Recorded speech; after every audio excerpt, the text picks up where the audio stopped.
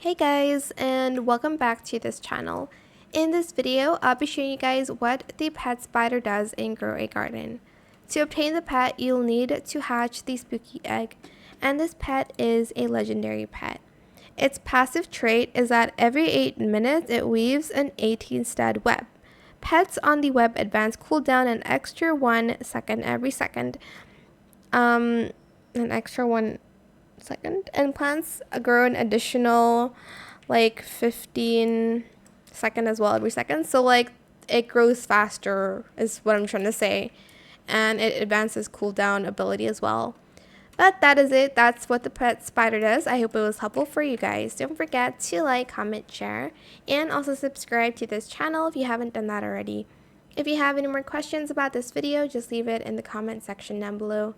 I'll try my best to answer them all for you guys. And if you found this video helpful, please click the thanks button as well. That is it. Thank you so much for watching. Bye.